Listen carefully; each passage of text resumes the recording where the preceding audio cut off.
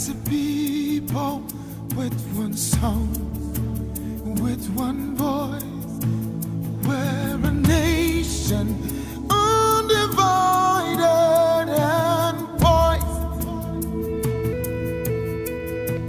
We will take a stand and build our land. The history of Nigeria has been critically impacted by the transatlantic slave trade, which started in Nigeria in the late 15th century.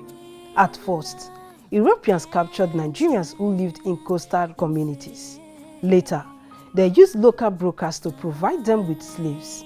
This dynamic escalated conflict among the different ethnic groups in the region and disrupted other trade patterns through the Trans-Saharan route. Nigeria became a British protectorate in 1901 and lasted till 1960, when an independent movement succeeded in gaining Nigeria's independence.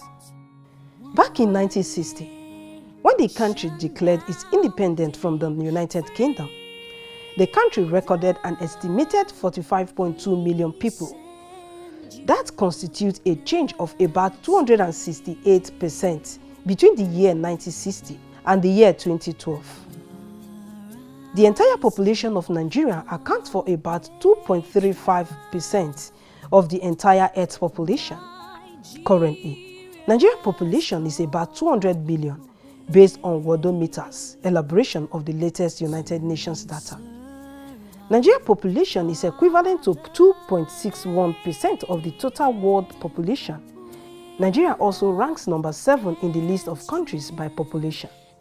We can boldly say Nigeria is the most populated country in Africa, and this is one of the reasons it is referred to as the giant of Africa. It's been 59 years since Nigeria got her independence. 59 years is not 59 months. It is not 59 days. 59 good years, and by next year, God willing, we shall be 60. Now, I think it's only proper for us to look back, and I think everybody should do that. Over the past years, what have we achieved? What have we been? What has life been like? Let me first of all congratulate all Nigerians for witnessing another independence celebration. We pray that God will make us be free, both physically and spiritually. Nigeria became politically independent 59 years ago. What was on the minds of the founding fathers of Nigeria? Many have questioned the maturity of the country and have said that the country wasn't ripe for freedom when she got her independence. 1960 till now, the founding fathers of Nigeria has something in mind, and that was, we were talking of people like Sir Ahmadu Bello, Nnamdi Azikiwe, Obafemi Awolowo. These are the founding fathers of this country. Nigeria was moving fine. 1960, when Nigeria got independence, and the Abubakar Tafawa Balewa became the premier, the prime minister of the nation. And in 1963, Nigeria became a republic, having Right Honorable Dr. Nnamdi Azikiwe as the president of the country. And after a while, there was still the political problem, the quagmire, so to say, that started, that made us to have what we call the wild, wild west between Akintola and Awolowo. And along the line, Awolowo and some of his people went to jail. Then there was this coup of 1966 by 5 majors. A lot of people, there's a lot of misconception concerning that coup. It looks as if it was a selective coup. Selective in the sense that Ahmadu Bello was killed, Tafawa Balewa was killed, Nnamdi Azikiwe was not killed, Michael Okpara was not killed, Akintola was killed, Awolowo was not killed. And it was not seen as a one-sided coup. One of the people who stopped that coup, that made the coup not to go further, Ojukwu stopped the coup in Kano. Ojukwu then was the brigade commander in Kano. JTU Aguirre, the first Nigerian Major General, was the person who stopped the coup finally with his men. So it cannot be called an Igbo coup because it was stopped by the Igbos themselves. So, and that since ever that time, Nigeria have never had peace. Nigeria has been a troubled nation. So by 66, there was mass killing. But Aguirre took over as the military head of state in that 66. And he had Usman Kastina as the governor of the northern Nigeria. He have Adekule Fajoyi, a lieutenant colonel, as the governor of western Nigeria. And they have Ejo as the governor of the midwestern states. And Chukwuemeka Odumegwu Ojukwu, lieutenant colonel as well, was also in the east as the governor of the east. But when this massive killing started of the Igbos in the north, and so many things that were not, which some people called pogrom, and that was how the war started. And then Nigeria did not come back to become Nigeria again. These are Nigerian leaders from 1960 till date. Looking at the colonial days and when the country got her independence, can one say that the country is better off on our own than in the colonial era? I will recall that in 1960, when Nigeria attained independence, we were in school, and we looked forward to a time, a period in the history of Nigeria where, first and foremost, we are free from the pains and the scourge of colonialism, whatever that meant to us at that time. It was going to be a time of freedom, a time that will enable us to develop at our own pace as a nation, as a people. And Nigeria was then, and it still is, a conglomeration of different ethnic groups, different diverse people groups and so on. But the joy of all of us being united in the Commonwealth, made us look forward to the joy of being a sovereign nation. Now, I've used the word nation because it's interpreted in so many ways. Are we really a nation? No, as soon as we got our independence, first and foremost, there were a lot of disillusionment. People were disillusioned to the extent that we actually begin to wonder, were we better in the colonial days than we are now? We didn't know much about what government was doing, but people were more comfortable at that time than now. The colonialists, they were here to make money, and but now those who are in power in our country for so many years, I mean, they have been so corrupt that you cannot, you just would say, what kind of life are we living? Because they're worse than the colonial masters. They're less humane. The colonial masters, you didn't see them coming to your compound or your street. You never saw them. They were there in their certain quarters. But we were living peacefully amongst ourselves, irrespective of religion, tribe. Have there ever been a better days for Nigerians? Have there ever been a happy moment for Nigerians? Have there ever been days when education was free and life was better for the masses of the country? Of course, in the part of the country where I was, we had free education. We also had some of these things that made us feel that we had now arrived. In 1970, everything was virtually free in Nigeria. And then there was nothing like NEPA. We had what we call ACN, Electricity Corporation of Nigeria.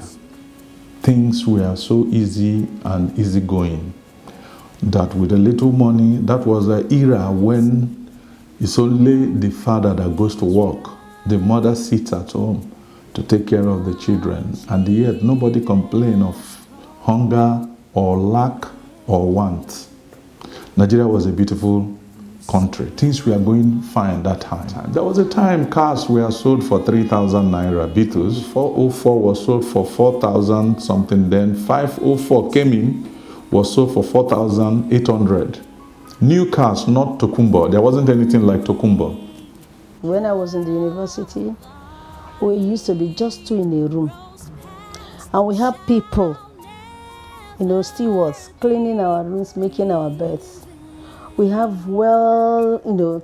catering services. People who cook, we have 3 square meals. For me as a medical person, we live, and sometimes we have to leave the hostel to the hospital.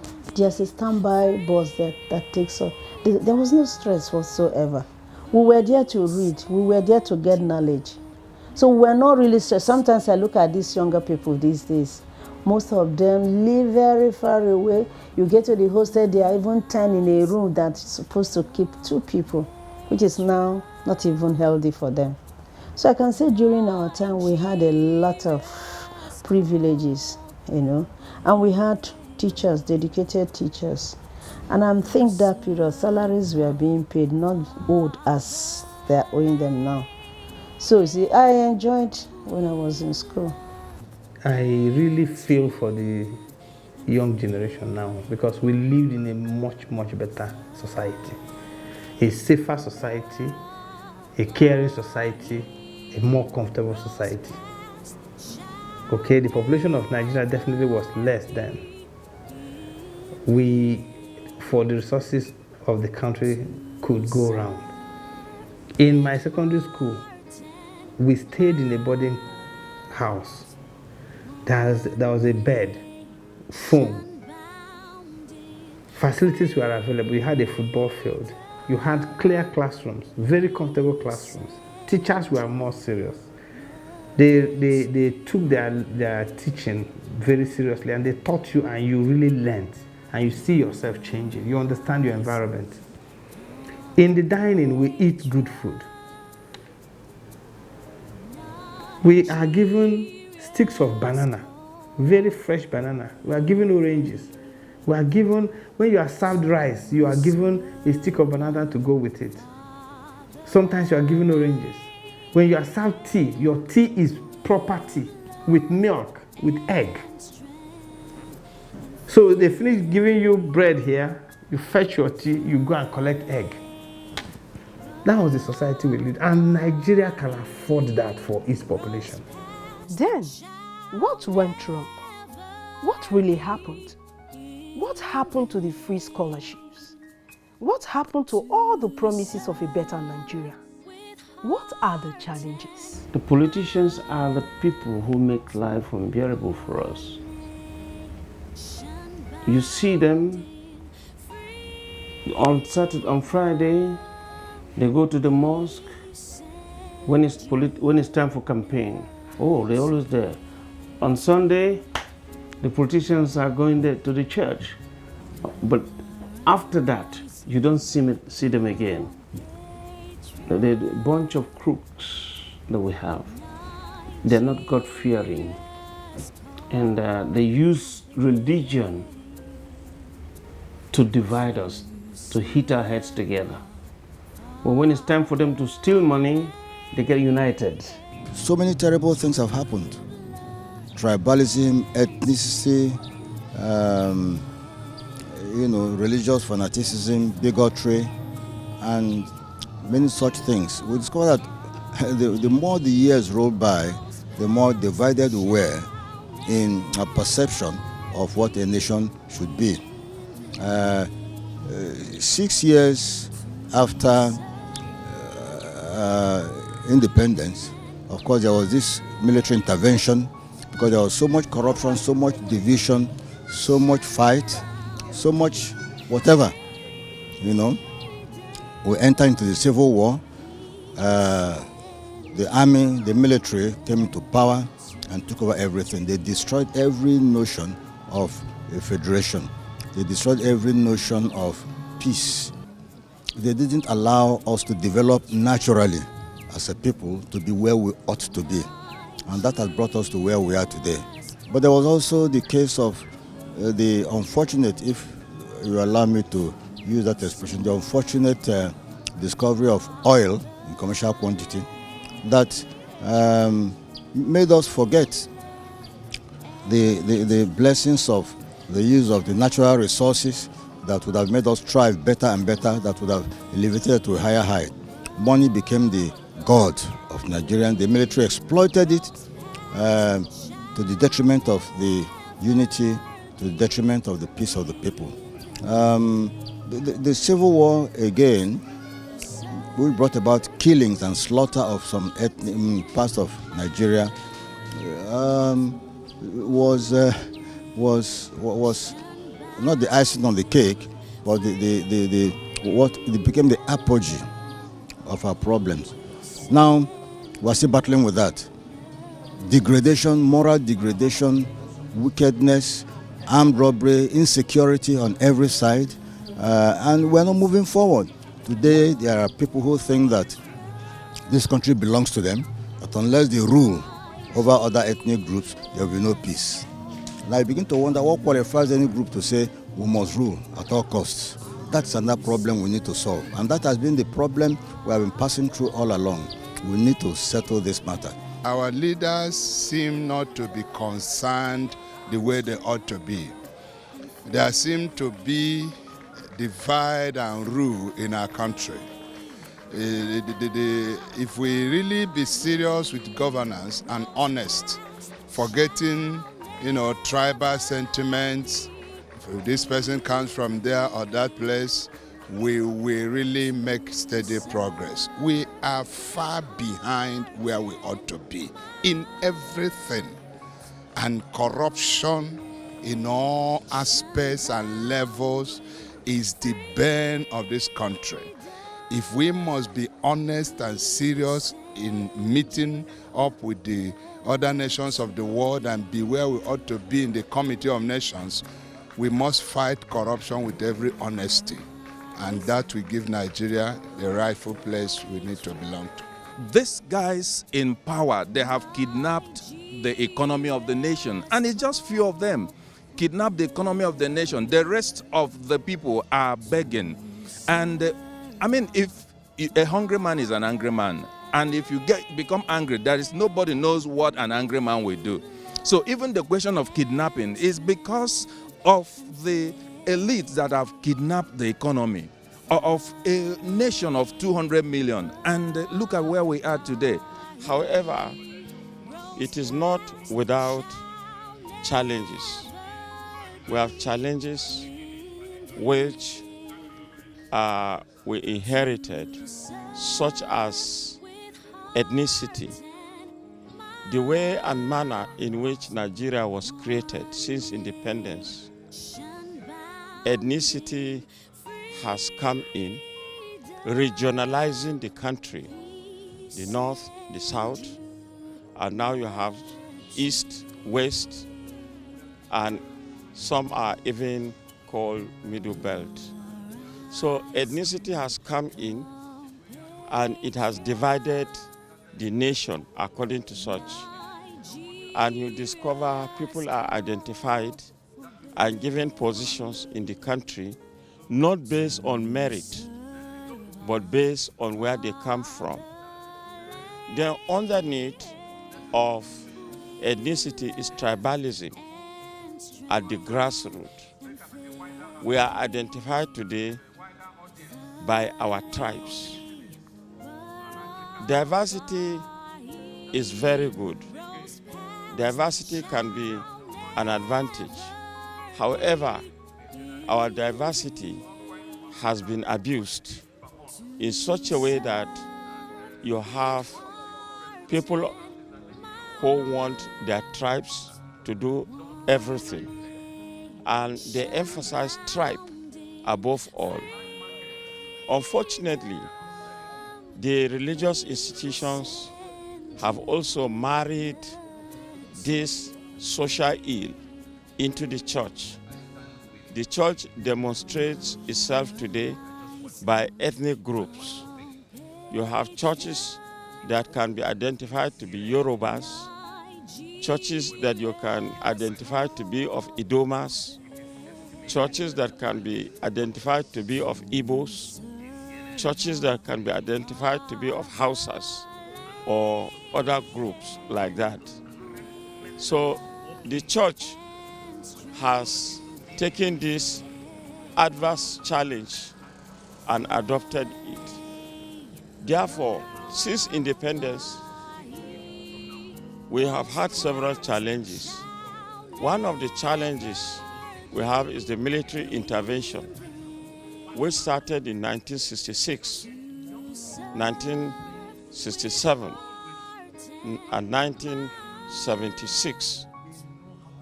Then we have others that came up in between, like 1983, others in between 83, 85.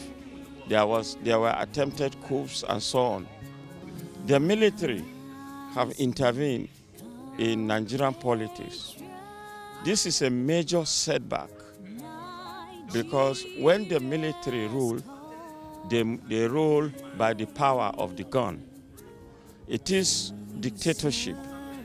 There has never been military government that is democratic. It is always dictatorship. This has affected the economy of this country. If you have dictators where they can take anything from the coffers of the nation without being queried, this has affected Nigerian nation. You also have challenges of the political system in itself. The absence of ideology of the nation has marred the progress of Nigeria. We cannot say we are a fully capitalist country. We cannot say we are socialist.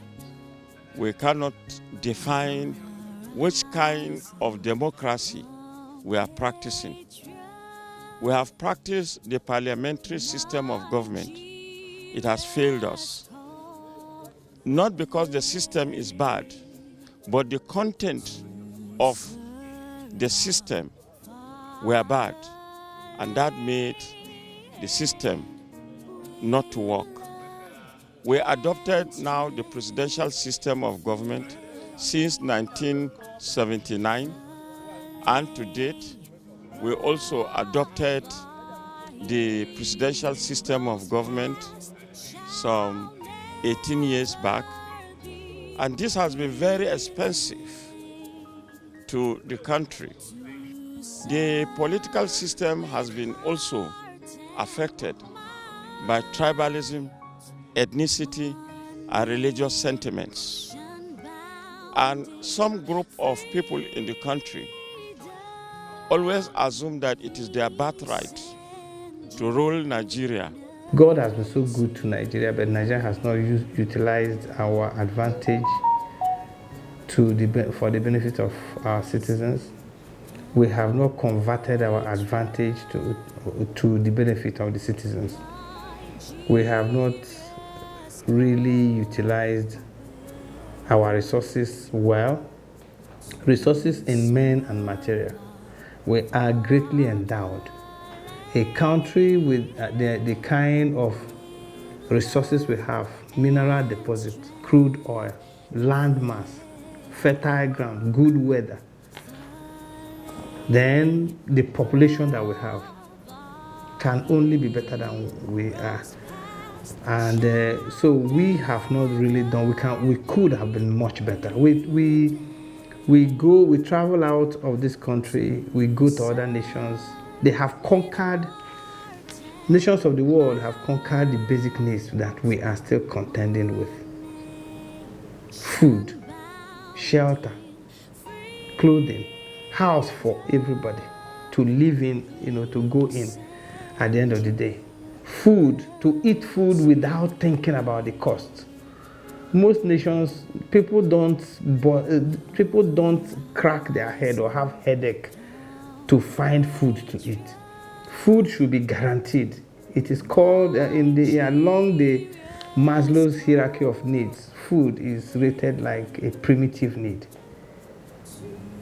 It's not something you have and then you think you are big or you have arrived. No, food should be guaranteed to everybody, the big, the small. We have not been able to do that. Poverty has become endemic in Nigeria. Poverty, the type of poverty we find in Nigeria, the world calling us the poverty capital of the whole world, should not be named for a country that has the endowments that we have. We have also have had the challenges of religious crisis in Nigeria, emanating from the north of Nigeria always, where many lives have been lost. We have had the Metasine riots in Kano, in Maiduguri. Of recent, about 10, 11 years ago, we have had the Boko Haram, who come out as an Islamic terrorist. And people are not humane today. In the past, there was real respect for human life. And so I think things are getting worse, morally, spiritually, and materially as well. And then the roads are death traps. I find it difficult really to travel by road to the south. I have to go look for a way to go by air. As the country makes any progress after gaining freedom from the colonial masters, has there been any tangible changes? The early days of our independence, the regions controlled their resources and we developed at a very fast pace. We built University of Ibadan, University of Ife, University of Nigeria, all this, Ahmadu Bello University, and so on and so forth. We are built out of resources of the regions. Well, we can say so far so good for Nigeria at 59. Why did I say so? If we analyze where we started, it is very certain and obvious that we are not where we were in 1960. There has been tremendous improvement on life, on social amenities, on governance, and so many things. So I must say it with enthusiasm that Nigeria is moving forward, even though it is established that not at the pace we should be moving, infrastructurally, educationally, in governance, in politics. Things are not moving at the speed and the pace we ought to move. But nobody should deny the fact that this government, this nation is making progress. Nigeria at 59, well, we'll say that God has thus far helped us, but we're still thinking we are yet to get there. Nigeria has not made much progress. I think our leaders will have to wake up, because the leaders we have in this country are very exposed. They go out to other countries, even to neighboring countries in Africa. And they see so many things there that they need to replicate here in Nigeria. But we're not seeing them. So Nigeria is 59. I will say that we have not actually made much impact. We are still crawling. That's just the best word to use. Nigeria is crawling, and we need to stand and walk. At 59, I think we still do not have much to show the world of the improvement and the much impact we have been able to make. So I will say that we need to wake up from our slumber and begin to do things right so that this country we live up to expectation. A lot of things, people are expecting so much from Nigeria, given the fact that God has so blessed this nation with all that we need to grow, and to show people that indeed we have so much that God has given to us. But all still depends on the kind of leaders we have. So I want to say that we have not made much impact. We still need to do more. But our leaders have a lot to do, and also the citizens, to make sure that Nigeria is where we're supposed to be. There are some progresses that have been made which are evident. However, there are a number of challenges which have drawn the country back. And looking at the period of time, 59 years, we should have grown and developed more than expected now. So there have been challenges that have brought us backward or to the stage in which we find ourselves today. Now, some of the progresses that have been made so far are improvements on infrastructures in the country. At independence in 1960, you'll discover that the road networks were not as good as it is today. Most of the roads are one-lane roads, very narrow. But since then, we have trunk A roads, which are expressways, which have been developed over the years, networking the states across the nation. There are also other roads such that link states to states and local government to local government. So in that area, there has been giant stride. There has been much improvement in the military. Our military stands out to be good, both in intelligence and also in number. You will discover that at independence, people were just recruited into the army. But today, you have graduates, you have PhDs in our military. And so the military is more enlightened since then. The same thing with police, and the same thing goes with our secret service and intelligence. There are improvements in educational sector. We used to have basically at independence 3 universities. Today across the country, we have more than 150 universities, including private universities. So these are some of the improvements that we have marked since independence. When you get to some school, you will feel tears and you'll be sad. The structures are so dilapidated. The children are sitting on the ground. And these are people you want to empower to change.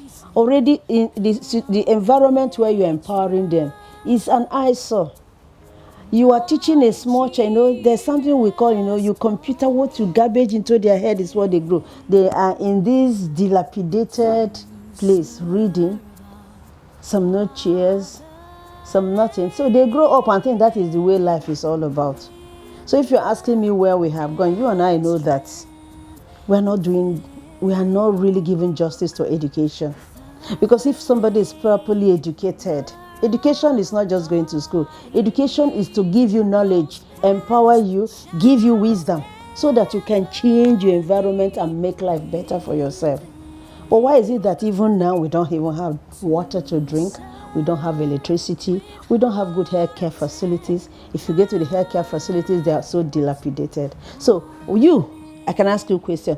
How do you think education in Nigeria has helped to improve the infrastructure or the life of the average Nigerian? It's very heartbreaking. It's very heartbreaking. And you ask yourself, why is it that those who are supposed to make this system work, they know it's not working, but they are pushing their own children to a system that is already working? And that place you are pushing your people, the people there are human beings like you and I. They see the need to improve their facilities, improve their country, and then you are pushing your children there, and then majority of people are working under hard conditions. Is there still hope for improvement in the country? Then what can be done to correct the errors of the past? We also need to be in a position where we can practice true federalism. Going back to the constitution that brought us the independence in 1960, let every segment, every region of government of Nigeria be allowed to develop at their own pace without unnecessary intervention from the center, and let us see what happens.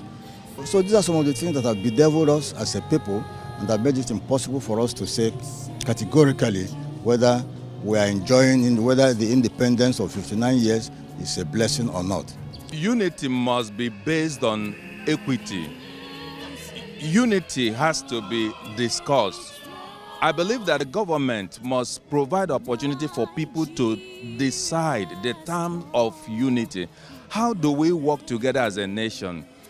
What I see in Nigeria is a place, I see a lot of injustice. It's about the federal government, it's about the state government. This governments at these layers must be accountable to the people. It is time the people that are in authority understand that they are servants. They are servants and not rulers. Unity is good, but we have to unite on a solid foundation. Nigeria needs to come together and determine the terms of relationship. You know, there's no point saying we are one Nigeria. Nigeria is an indivisible country. Why some people are suffering? Nigeria has been layered upon a faulty foundation. As long as you don't fix this foundation, there is nothing that you build on Nigeria that will stand. It is practically impossible. This is not like I'm cursing Nigeria or you're saying it's not going to be well with Nigeria. Say it's going to be well with Nigeria as much as you can. If you don't fix the foundation, it's a faulty foundation.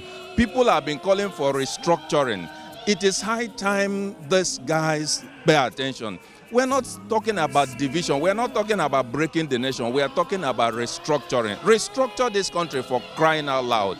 Restructure this country. Let there be equity. Let there be justice. Let there be fair play. That's the only way Nigeria will move forward as a nation. God has made us one. And I believe that we can still work together if we leave selfishness alone and then champion a common cause. That's what I think that will happen to us if we come together. We can still make progress as no matter from the north, east, south, or west. God, who made it the way we are, I don't think he made any mistake at all. But I think the problem is with us. We have decided to think about ourselves, what belongs to us, how we'll get it only for ourselves. And once it gets to that level, people will begin to revolt. So why people are calling for division of Nigeria is because people are beginning to ask for their own. And also they should recognize those who are producing the things that are keeping this nation. If they're able to make sure that these areas are taken care of, I think these agitations will reduce. So I'm not saying that Nigeria should divide, but things also should be done right. The areas where resources are being taken to sustain the nation should be taken care of. The roads and the welfare of the people. I think if this is done, nobody will be calling for the division of Nigeria. I think education is a key thing to really turn around anybody, because if you're well knowledgeable, you will change your lifestyle. But when you have not been given education, or when you are, you are meant to feel that you are a pig, you can stay anywhere to get it, then you see, we have ruined it. The thing is that we have to put our priorities right. What are we all looking for? We want a better life. And a better life means better knowledge, better empowerment, give people the knowledge, and they will know how to change. But if you have not given them the knowledge, how will they change? The government must pay attention to address some of these problems. You come to our infrastructure, we have no road in this country. And these are the things we are agitating or crying for to better ourselves. You travel by air is not easy, it's not safe. Insecurity, you travel by land is not safe. You travel even by waters is not safe. So they need to address these problems that is really facing us as a nation. And to talk of peace, we cannot just be talking of one Nigeria when we are not united.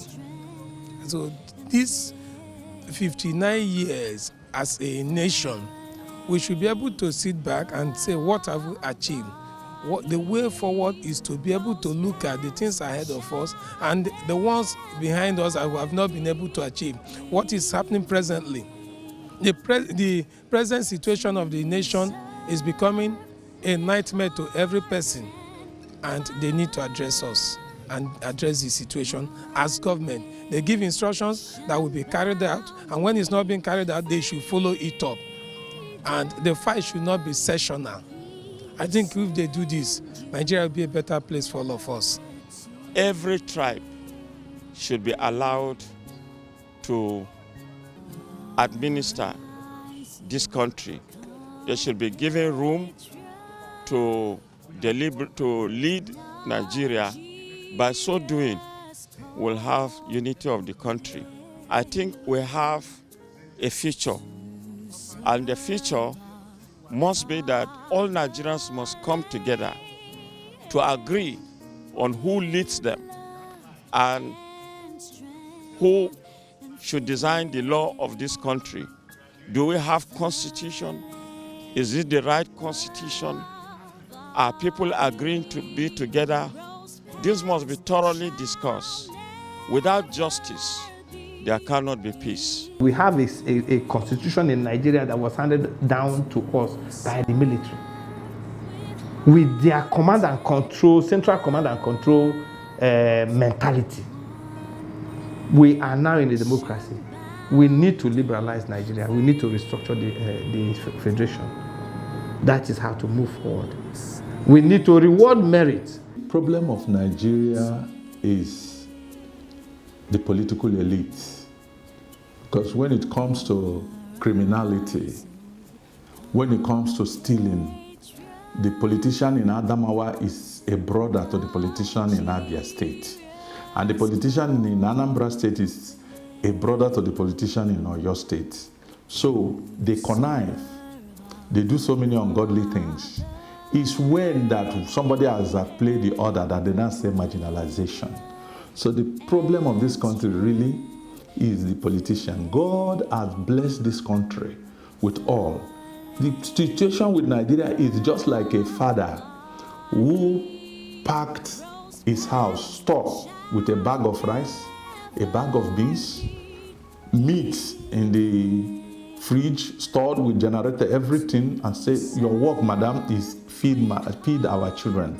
And the wife is so lazy to feed the children, and the children are dying of hunger. God is just like that with the country Nigeria.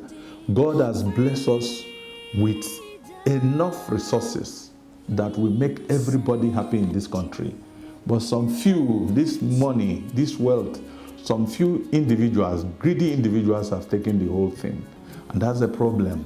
And it doesn't matter where they come from, they all are Christians and Muslims together. It's when you see them in criminality, they become they don't care whether they are Muslims or Christians. They don't care whether tribalism does not stop criminality. So that is it. That's a problem we have in this country. So until that area is solved, that area is settled, Nigeria will never, because we know some of these political boys who entered the Senate and so on, they started buying hotels in billions of naira.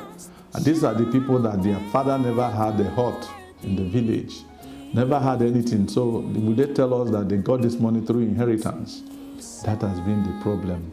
So when you talk of restructuring, except when we restructure, we say anyone that has been in politics for upward of 2 years should not contest again. Then let the young ones come. Let's see what we can get from these ones. Is then, yes, that we will understand that really we are too centralized. And we are supposed to be a federation. We are supposed to be a federation made up of federating units that are supposed to be semi-autonomous. The states, all these beggarly handouts they come to collect in the center, they don't have any business doing that. The states are supposed to be in their place, developing their place and paying tax to the center. That's what it's supposed to be. So when we are ready to face development, we are going to confront the issue of restructuring of the federation. Nigeria needs to be restructured. Our resource control has to be with those who are generating the resources. The police system has to be liberalized. We have to be able to confront the issue of state police. We have to refine our electoral system. We have to devolve power away from the center to the federating units. There's no reason why security should be managed only from the center. Security can be managed also from the states. Autonomy, there are so many items in the exclusive legislative list that shouldn't be there. They should be liberalized and given to the states to handle. And their resources also should be left with those states.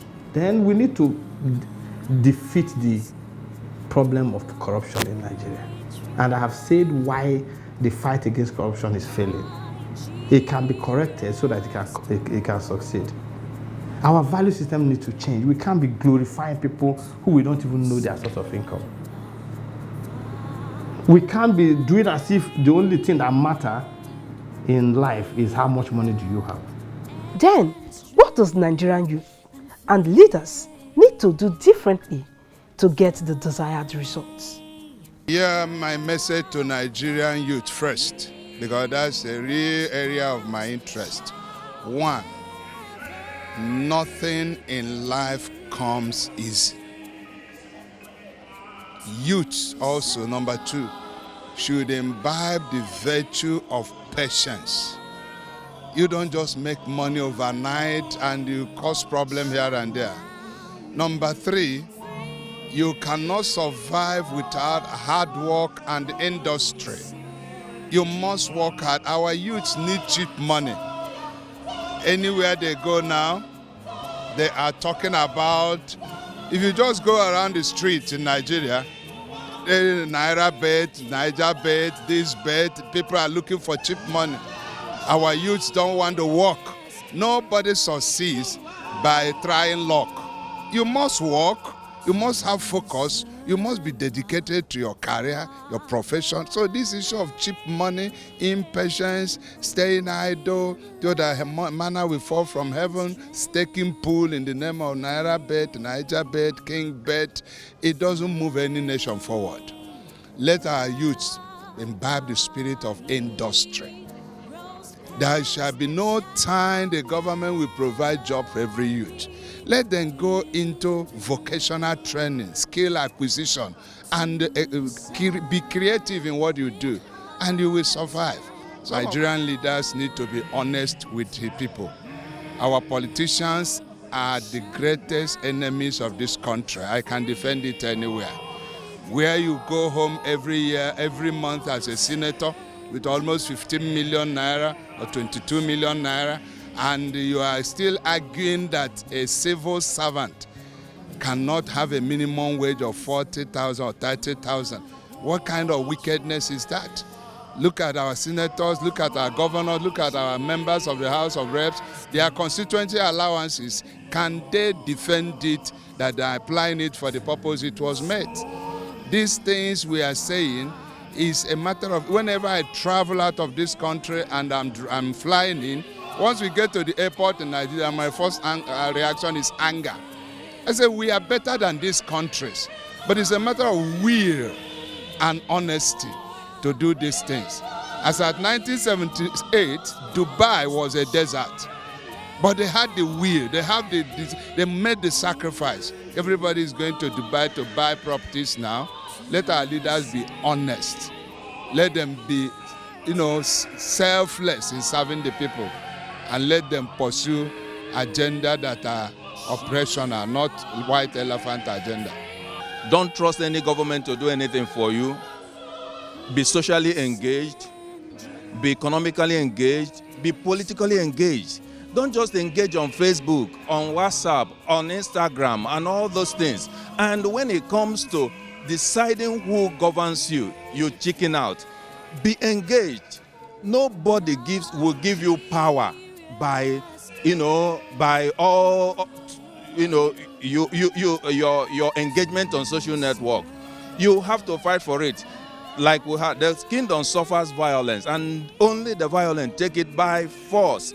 Like the Jude 3, contend for the faith that was once delivered to the saint. You see this thing, this nation that few people have cornered. If you really want progress in this nation, you have to be politically engaged. You have to, especially Christians, be politically engaged.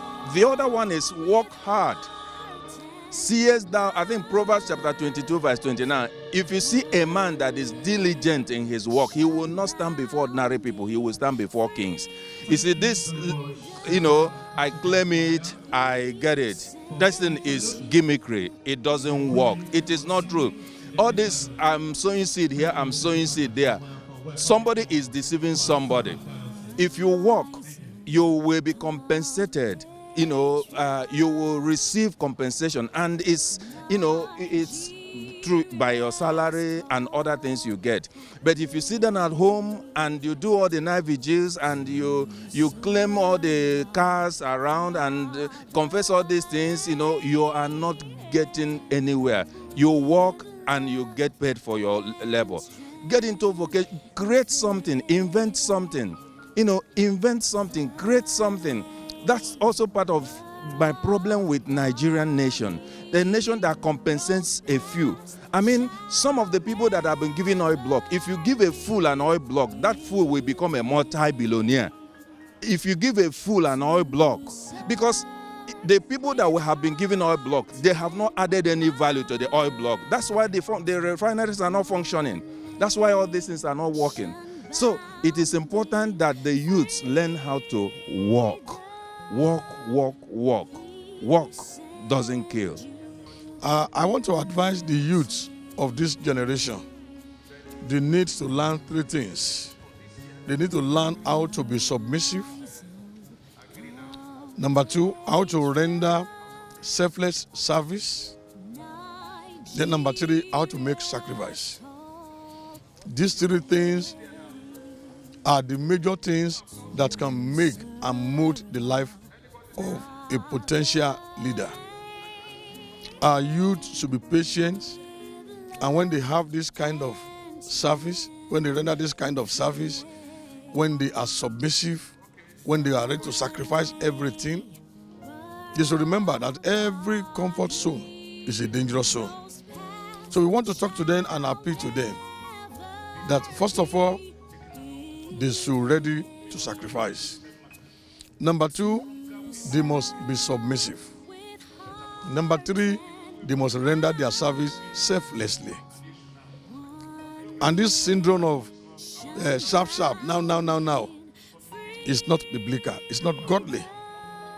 You can't just wake up in the morning and find the baby by your side. That is a process that God has put in place when you are bringing a baby to the world. So if God didn't want us to learn from that, He wouldn't have done it. God can do it in the morning. You just wake up and find two children. But there must be a process. They must learn how to be patient in all that they do. And when they do this, it will afford them the opportunity to become a potential leader. Nigeria hasn't always justified the faith of its people. But there comes a time when you are pushed to the wall and there's nowhere to go but up. If we just decide in our hearts that we want to believe in Nigeria and we want to take steps every day to make this country a better place. This is our dream, and a new Nigeria is that dream that we so much seek and desire. The destiny of Nigeria is in our hands. We are the country. The country is us. We are Nigeria. We are that turning point generation. We are Nigeria. We are the future. Nigeria, it is time to move forward and take your position of being the giant of Africa in terms of economy, basic infrastructures, education, and improving the lives of your citizens. Nigerians, it is time to rise above ethnicity, religiosity, tribalism, and sentiment in order to stand as a united country. In unity, there is hope. In unity, there is love. In unity, there is progress. We can only start progressing when we are united, because it only takes unity to be established and to compete with the rest of the world. We cannot fight corruption holistically without unity. We cannot fight and defeat poverty without unity. We cannot hand over a divided Nigeria to our children. We cannot hand over a Nigeria that has no respect for human life to our children. We cannot hand over a Nigeria that does not celebrate hard work to the next generation. Let's rise and unite. Arise, O compatriots. Nigerians call obey. The labor of our heroes past shall never be in vain. To serve with heart and mind, one nation bound in freedom, peace, and unity. As we celebrate our 59th independence, let's rethink. Let's come together and work for the progress of our country, Nigeria. Long live the Federal Republic of Nigeria. Long live the giants of Africa. We are finished. We have just begun. When we have nowhere else to run to, we have nowhere else to go. So get out of the way of the land of our dreams. We are the nation, we are part of this. Oh, oh. We are the nation, we are part of this. Whoa, carry the song, carry the sound. The future is here, the future is here. Goodbye yesterday, tomorrow is now for the taking.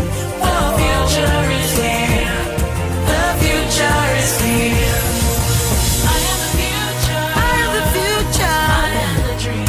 Whoa, I am the nation, I am part of this. Yes, I am so amazing. That's the least I shall be. The least I shall be. At the heart of the nation, changing history. How can they say that we are finished? We have just begun. When we have nowhere else to run, nowhere else to run to, nowhere else to go. Hey, I am the land of my dreams. Oh, I am the nation. I am part of this. So get out of the way of the land of my dreams. I am the nation, I am part of this. Whoa, carry the song, carry the sound. The future is here, the future is here. Goodbye yesterday, tomorrow is now for the taking. The future is here, the future is here. Raise your hands in the air if you believe the future has come now. The future is here, the future is here.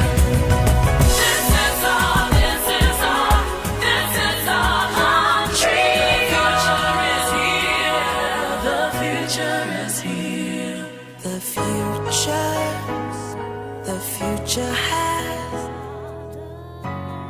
The future has come.